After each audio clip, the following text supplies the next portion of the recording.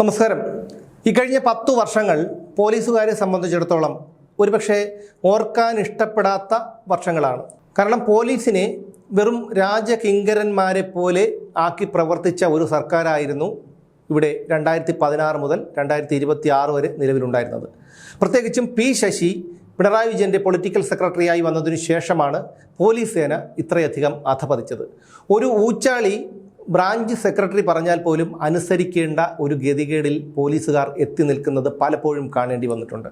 എന്തെങ്കിലും ഒരു വിഷയമുണ്ടായാൽ പോലീസ് സ്റ്റേഷനിലേക്ക് പോകുന്നതിന് പകരം ആൾക്കാരൊക്കെ പാർട്ടി ഓഫീസിലേക്ക് വരികയും പാർട്ടി നേതാക്കളെ കാണുകയും ചെയ്യേണ്ട ഒരു പ്രവണത അവരവിടെ ഉണ്ടാക്കിയെടുത്തിട്ടുണ്ട്. അതിലൂടെ സമാന്തര പോലീസ് സംവിധാനമാണ് അവർ ലക്ഷ്യമിട്ടിരുന്നത്. പാർട്ടിയുടെ നേതാക്കൾ അറിയാതെ ഒന്നും ചെയ്യാൻ പാടില്ല. പാർട്ടിക്ക് താഴെയാണ് പോലീസ് ഉദ്യോഗസ്ഥർ. ബ്രാഞ്ച് സെക്രട്ടറി ആകുമ്പോൾ ഒരു CIയുടെ റാങ്കാണ് അവരുടെ കണക്കിൽ.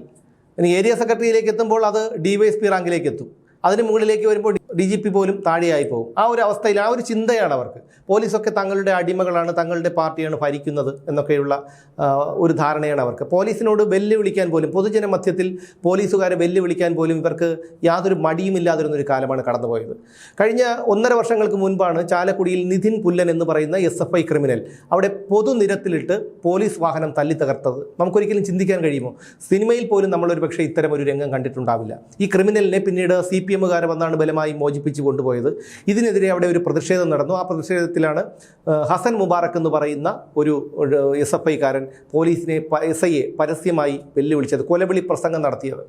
അങ്ങനെ നിരവധി സംഭവങ്ങൾ കേരളത്തിൽ ഈ കഴിഞ്ഞ കാലങ്ങളിൽ ഉണ്ടായിട്ടുണ്ട്. പാർട്ടിയുടെ എന്തെങ്കിലും ഒരു ചുമതല കിട്ടിയാൽ, അല്ലെങ്കിൽ പാർട്ടിയുടെ ഒരു സജീവ പ്രവർത്തകനായാൽ ആരെയും പേടിക്കേണ്ട, പോലീസിനെയും ജനങ്ങളെയും പേടിക്കേണ്ട എന്ന ഒരു ചിന്താഗതിയാണ് ഈ അന്തങ്ങൾക്ക്.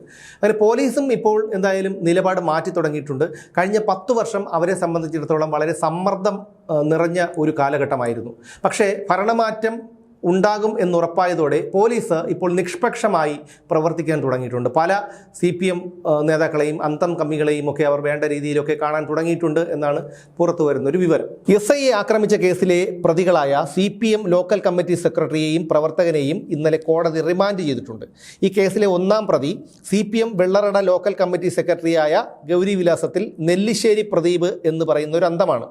3-ാം പ്രതി പ്രവർത്തകനായ ആറാട്ടുകുഴി നെട്ടത്താന്നിമൂട് NS ഭവനിൽ സതീഷിനെയും പോലീസ് അറസ്റ്റ് ചെയ്തു. അവനെയും റിമാൻഡ് ചെയ്തിട്ടുണ്ട്. ഫെബ്രുവരി 22-ാം തീയതി വെള്ളറട ജംഗ്ഷനിൽ ഒരു ആക്രമണം നടന്നു. അവിടെ ചൂണ്ടിക്കൽ ഭദ്രകാളി ക്ഷേത്രത്തിലെ ഉത്സവത്തോടനുബന്ധിച്ച് നടന്ന ഘോഷയാത്രയിൽ ഗാനമേളയുണ്ടായിരുന്നു. ഈ ഗാനമേളയിൽ നൃത്തം വെച്ച് ഗതാഗതം തടസ്സപ്പെടുത്തി ഒരു യുവാവ്.